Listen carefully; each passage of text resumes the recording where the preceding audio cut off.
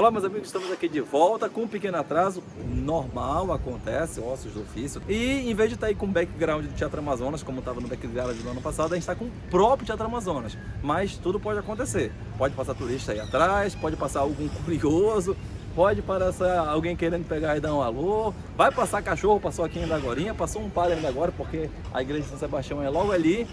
Mas vamos continuar com o quadro, e o quadro é sim discutir agora os problemas referentes à questão da saúde pública no Amazonas conforme o roteiro. Então, Saúde Pública parte 3.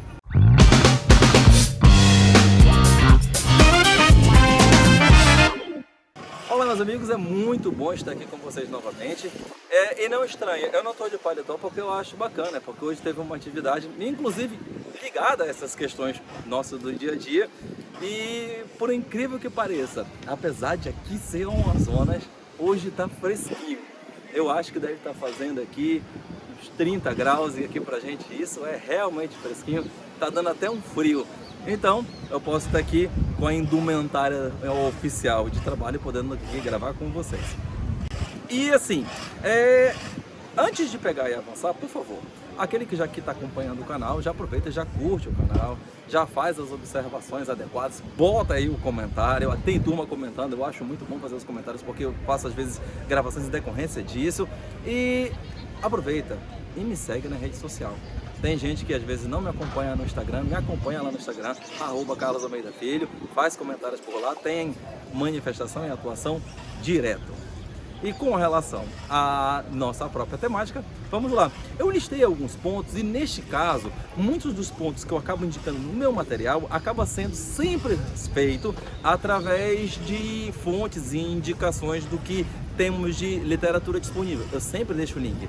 Mas nesse caso, eu vou utilizar a minha experiência enquanto atuação de defensor e enquanto atuação de gestor para acabar apontando o que eu acredito como sendo os problemas. Então, na maioria das referências eu vou acabar citando o que eu acabei observando, mas sim, vão ter pontos de vista interessantes que se tiver link eu vou acabar indicando para você. E com relação à problemática em si da saúde pública aqui no Amazonas, além daqueles que já foram apontados tanto na parte 1 como na parte 2, existem alguns pontos extremamente importantes que precisam ser destacados. Um dos pontos, eu já tinha indicado da última vez, é referente à baixa cobertura da atenção básica. Essa situação acontece em todos os municípios do Amazonas, mas principalmente tem acontecido no município de Manaus. Então há uma cobertura muito baixa da atenção básica, e essa cobertura baixa da atenção básica acaba sim sobrecarregando a atenção mais complexa, tanto secundária quanto terciária.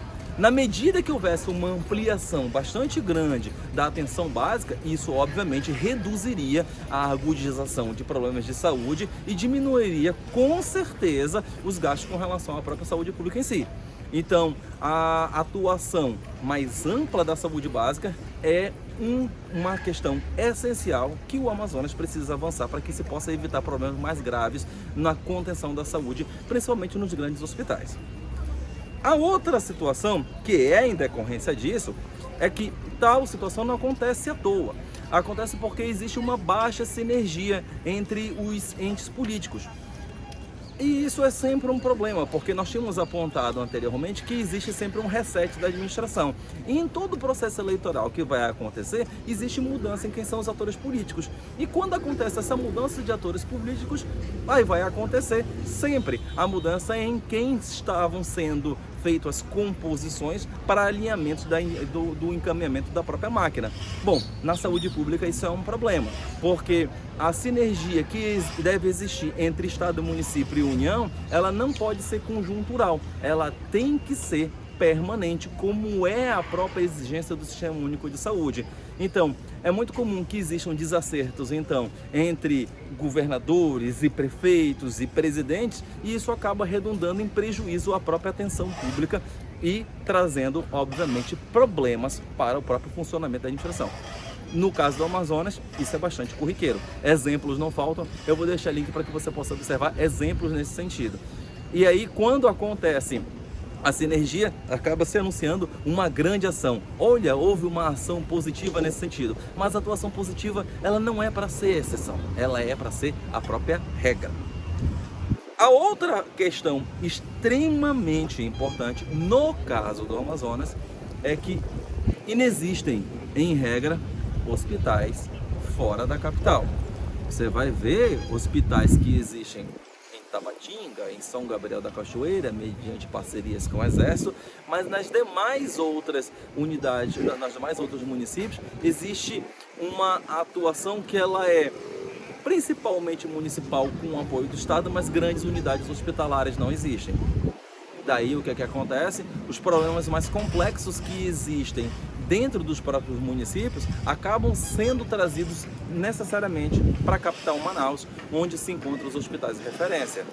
A problemática que isso faz é que, além do Amazonas ser bastante grande, não existem estradas, muito desses transportes que precisam necessariamente ser realizados por aeromédico, o que encarece muito a atenção da saúde e o que faz com que haja um sofrimento muito grande das próprias famílias, porque há o descolamento do paciente da própria família nisso. E as famílias ficam separadas e o tratamento necessariamente acontecendo em Manaus acaba sendo feito de uma forma que muitas vezes acaba sendo traumática, por conta da própria distância, por conta do tempo levado no transporte, por conta dos riscos necessários que acontecem nisso, porque o transporte só pode acontecer se existe uma estabilização mínima do paciente, e se essa estabilização não acontece, não há transporte, o que acaba implicando muitas vezes em piora no quadro de saúde, e às vezes até em óbito. Então, um caminho para que houvesse uma melhora nessa situação seria sim o planejamento da instalação de unidades hospitalares em regiões estratégicas do próprio Amazonas. Mas falar é fácil.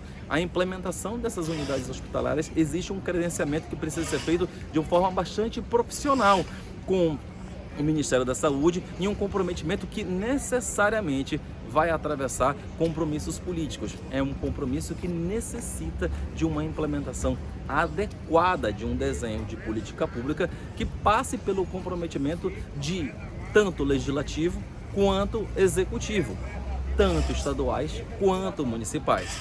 Promessas muitas já aconteceram, acompanhei diversas delas de próximo, se tentaram levar à frente, mas o fator vontade política acaba às vezes sendo um grande problema nesse desenho. No caso do Amazonas, a sobrecarga e a própria atenção da população precisa desse planejamento, esse planejamento precisa acontecer o quanto antes.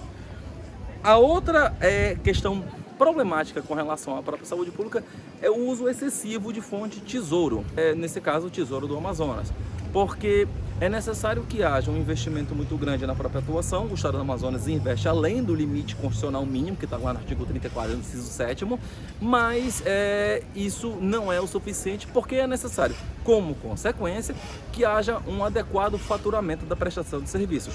Traduzindo tudo isso, todo o serviço prestado pelas unidades de saúde do Amazonas, não interessa se sejam estaduais ou municipais ou mesmo federais, mas no caso a gente está falando especificamente das estaduais e municipais, precisa ser acompanhado do registro adequado da prestação desse serviço. Isso se chama de faturamento, para que esse relatório seja apresentado de forma adequada para o Ministério da Saúde, para que com isso se possa observar investimentos que são necessários observados pelo próprio Sistema Único e haja a compensação adequada para o Estado do Amazonas dos necessários gastos que são realizados.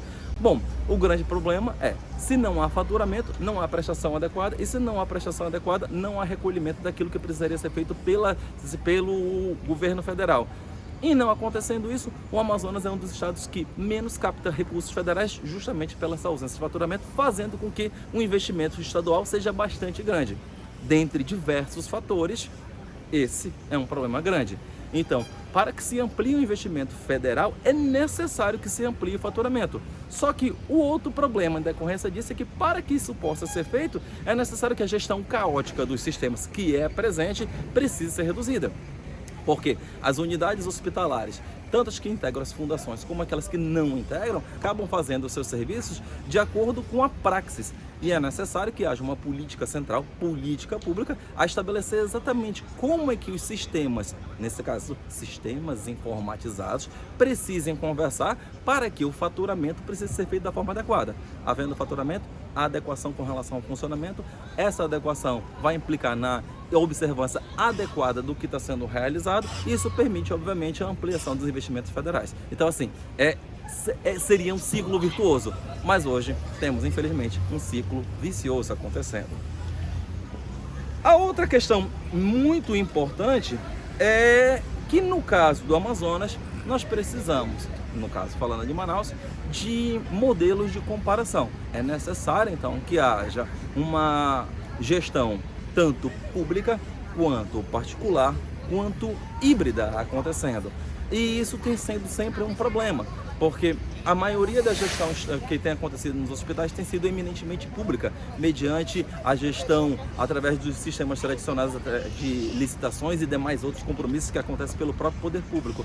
Só que é necessário, para que se possa pegar e fazer a comparação adequada da eficiência da gestão pública, que você possa ter a comparação entre uma unidade efetivamente pública e uma unidade 100% privada. Só isso seria o caminho adequado para que se fizesse a comparação de um modelo de eficiência. Então, a gestão mediante recursos públicos e recursos humanos públicos e gestões públicas, ela é mais eficiente ou mais duradoura ou mais econômica do que a feita por entidades particulares, através, por exemplo, de convênios com o Estado, ou através de organizações sociais, ou através de parcerias públicos-privadas. Não se sabe adequadamente, porque é uma carência da existência desses modelos de comparação aqui no próprio Amazonas. Existe apenas um modelo nesse sentido, que ainda necessita de avanços no sentido dessa própria comparação, e nesse caso a gente está falando especificamente do Delfim Aziz, mas as discussões elas estão sempre contaminadas pela politização vazia, porque no caso do próprio Delfina, o grande problema com a organização, que era um instituto que lá existia anteriormente, que gerou inclusive operações pelo próprio Ministério Público, acabou fazendo com que houvesse um trauma na comparação a respeito de modelos públicos e privados. Só que isso é um erro. É necessário efetivamente que esses modelos existam e que haja modelos de comparação para que se possa observar efetivamente a eficiência. Agora, existem outros problemas, obviamente. Esses problemas que existem a própria incompetência. Existe bastante incompetência também, e não é nosso papel aqui ficar apontando A ou B ou C com relação a quem foi competente ou incompetente, mas é necessário que a administração, principalmente a administração de sistemas complexos de linha de frente, seja feita por quem é administrador. Isso faz toda a diferença e muitas vezes não acontece. Existe também, e não faltam operações a demonstrar isso, e isso às vezes a gente sente na pele, porque é papel dos órgãos de controle, principalmente dos policiais, investigarem os acontecimentos, porque os fatores de corrupção também são infelizmente presentes. Operações concretas que geraram resultados efetivamente incontestáveis, outros nem tanto estão aí para demonstrar isso, mas a gestão da administração ela precisa levar em conta transparência para que esses fatores possam ser reduzidos. Hoje ainda a administração é muito primitiva e isso dá margem para demora e dá margem para os problemas que voltam e meia pipocam nas operações, portanto. Mas há uma questão que eu gostaria de finalizar, que é o problema final da gestão caótica, independentemente de tudo isso, é que, por conta da problemática geral em si, é muito mais simples se fazer